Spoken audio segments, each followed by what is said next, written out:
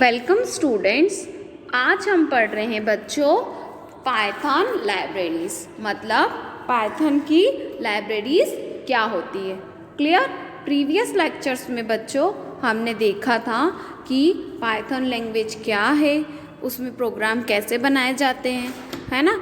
उसके बाद उसके एडवांटेजेस क्या हैं, उसके डिसएडवांटेज क्या हैं, वो किस तरीके से काम करती है, ठीक है। और अगर हम बात करें तो इसे किसने डेवलप किया था, है ना। ये सारी चीज़ें बच्चों हम प्रीवियस लेक्चर में डिस्कस कर चुके थे, ठीक है। अब आज हम देखेंगे बच्चों पाइथन की लाइब्रेरीज़ के बारे में। तो ये आपका एक नया टॉपिक है, ठीक है, कि पाइथन लाइब्रेरीज़ होती क्या है। क्लियर। चलिए अब इसको मैं आपको और आगे समझाने से पहले कुछ लाइब्रेरीज़ के नाम यहाँ पर बताना चाहती हूँ, ताकि आपको थोड़ा सा रिकॉल हो जाए कि किस तरह की लाइब्रेरीज़ होती है ना। तो देखिए स्टूडेंट्स, मैंने यहाँ एक इमेज डिस्प्ले करी है।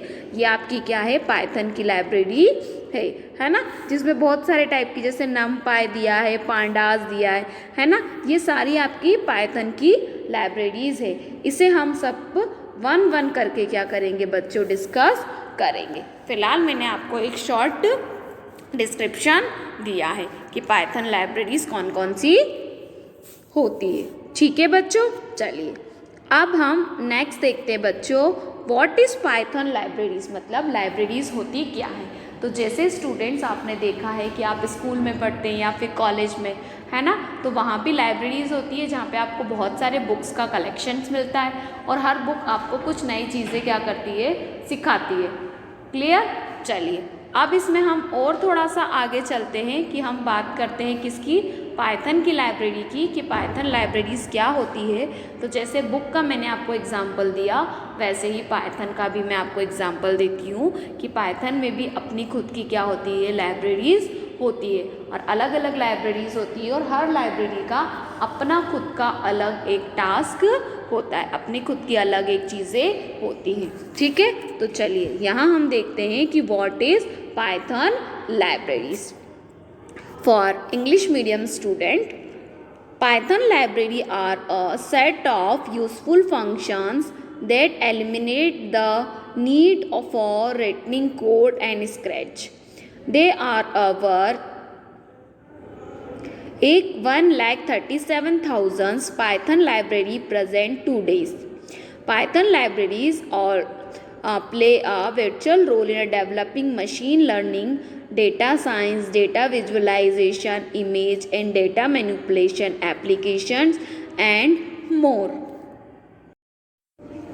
अब बच्चों इसी डेफिनेशन को हिंदी में देखते हैं फॉर हिंदी मीडियम स्टूडेंट्स के लिए।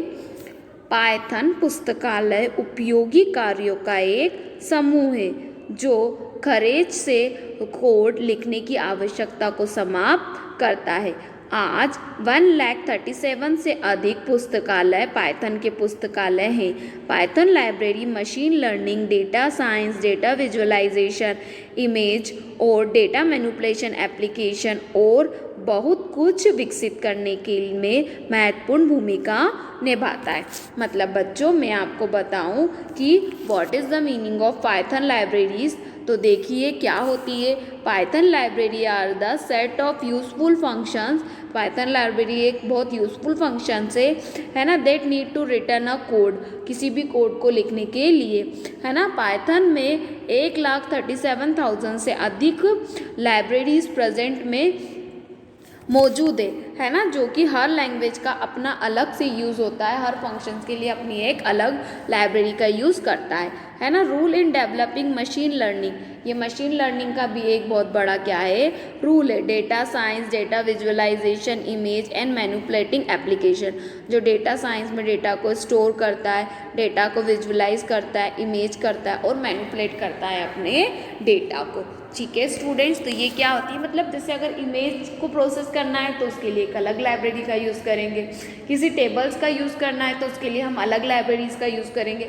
और हर लाइब्रेरीज में बहुत सारे फंक्शंस, बहुत सारी चीज़ें क्या होती है बच्चों, इंक्लूड होती है, ठीक है। हम अपनी बुक के अकॉर्डिंग अगर करें तो हम यहाँ 2 या 3 लाइब्रेरी के बारे में डिस्कस करेंगे, ठीक है। तो ये बच्चों ये क्या थी आपकी पाइथन की लाइब्रेरीज के बारे में मैंने आपको शॉर्ट डिस्क्रिप्शन दिया कि what is Python libraries. Clear students? चलिए अब हम देखते हैं बच्चों टाइप्स ऑफ पाइथन लाइब्रेरीज, मतलब पाइथन की कौन कौन सी लाइब्रेरीज होती है। तो रिकॉर्डिंग फॉर योर बुक मैं आपको पाइथन की लाइब्रेरी के बारे में डिस्कस बता रही हूँ। जैसे पहली लाइब्रेरी है पिलो, है ना। सेकंड है बच्चों पांडास, इसका भी अलग यूज़ है। अगर हम बुक की बात करें तो फिलहाल अभी हम पांडास पे काम करेंगे, ठीक है। देन होती है बच्चों मेटापॉलिटेबल भी, ठीक है। नेक्स्ट होती है बच्चों नमपाई, नमपाई भी अरे के डेटा को स्टोर करने के लिए यूज़ की जाती है, तो ये भी एक अदर लाइब्रेरी है। नेक्स्ट है बच्चों एरोज, है ना। उसके बाद है स्क्रिप्ट पाई, है ना। उसके बाद है रिक्वेस्ट। तो ये कुछ लाइब्रेरीज़ के बारे में, 7 लाइब्रेरीज़ के बारे में हमारी बुक में दे रखा है, तो हम इस बुक के अकॉर्डिंग यहाँ पर डिस्कस करेंगे, ठीक है स्टूडेंट्स। तो ये क्या थी बच्चों, आपकी पाइथन की लाइब्रेरीज थी, ठीक है। चलिए अब हम सबसे पहले पढ़ते हैं प्रिलो लाइब्रेरी के बारे में कि ये क्या होती है, ठीक है। तो चलिए देखें what is this. Python Imaging Library is a free and open source additional library for the Python programming language that add support for opening, manipulating and saving many different image file formats. It is available for Windows, है ना, Mac OS and Linux। इसी definition को हम हिंदी में देखते हैं। Python imaging library Python programming भाषा के लिए एक स्वतंत्र और ओपन सोर्स लाइब्रेरी है, ठीक है। ओपन सोर्स लाइब्रेरी है जो कई अलग अलग छवि फाइल स्वरूपों को खोलने, हेर फेर करने, सहेजने के लिए सामर्थ्य जोड़ती है। यह विंडोज़, मैक ओएस एक्स और लिनक्स के लिए उपलब्ध है। अब पाइथन इमेजिंग लाइब्रेरी क्या है, तो बच्चों ये एक फ्री ओपन सोर्स लाइब्रेरी होती है ना, जिसे आप कभी भी कहीं भी क्या कर सकते हैं, यूज़ कर सकते हैं। दैट एडेड सपोर्ट फॉर, ये एक पाइथन की इमेजिंग लाइब्रेरी है। इमेजिंग लाइब्रेरी मतलब इमेज के थ्रू डेटा को क्या करती है, जो भी एक्सेस करना होता है हमें, वो हमें इस लाइब्रेरी का हम क्या करते हैं, यूज़ करते हैं, ठीक है।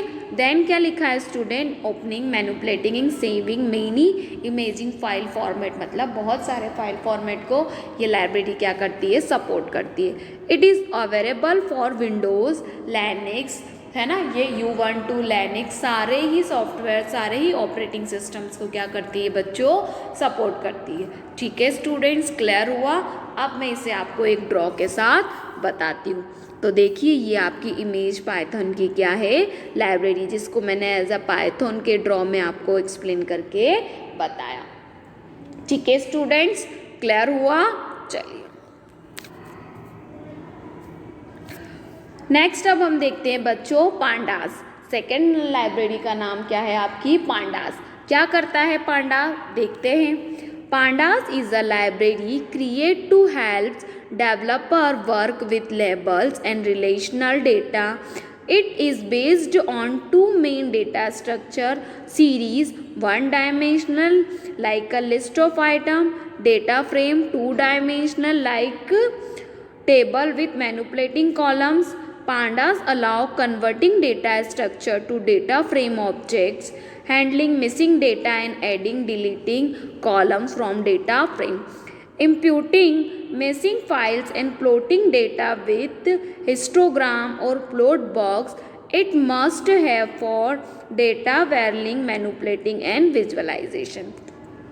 इसी डेफिनेशन को हिंदी में देखें तो पांडा एक पुस्तकालय है जो डेवलपर्स को लेबल और रिलेशनल डेटा के साथ सहज रूप से काम करने में मदद करने के लिए बनाया गया है।